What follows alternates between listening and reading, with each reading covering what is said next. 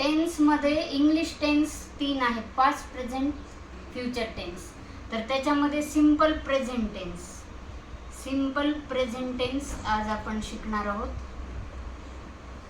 Simple present टेन्समध्ये जे universal truth आहेत, युनिव्हर्सल ट्रूथ, सायंटिफिक जे रूल्स आहेत,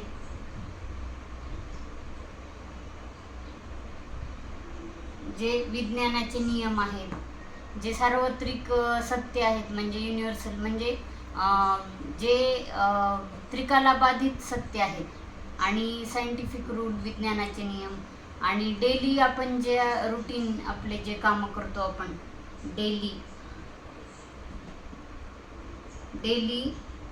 वर्क, आणि जे रेग्युलरली करतो, म्हणजे जे रेग्युलरली जे काम आपण करतो ते एक सिम्पल प्रेझेंट टेन्समध्ये आपण दाखवतो. रेग्युलरली केलेली, रेग्युलरली. तर यासाठी आपण सिम्पल प्रेझेंट टेन्स यूज करायचा असतो.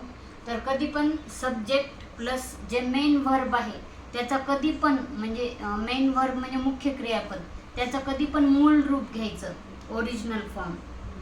हे जे मेन व्हर्ब आहे, मेन व्हर्बचे मूळ रूप म्हणजे ओरिजिनल फॉर्म घ्यायचा, ओरिजिनल फॉर्म, आणि प्लस ऑब्जेक्ट.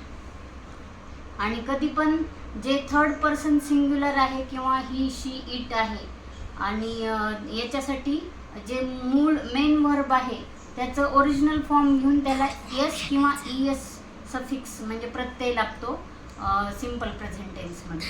जसं की शी असेल, ही असेल आणि इट, किंवा थर्ड पर्सन सिंग्युलर, त्याच्या पुढे मेन व्हर्बला एस और ईएस हा प्रत्यय लागतो सिम्पल प्रेझेंट टेन्समध्येच. जसं she works hard, she sings, he plays every day, असं. अर्थ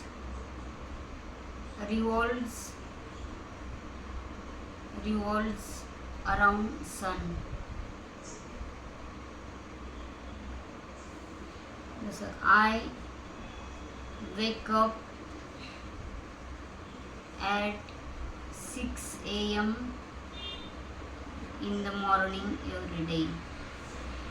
6 in the morning every day. असं आपण जे आपण रुटीन वर्क करतो, रोज डेली करतो, रेग्युलरली करतो, ते एक दाखवायचं सिम्पल प्रेझेंट टेन्स.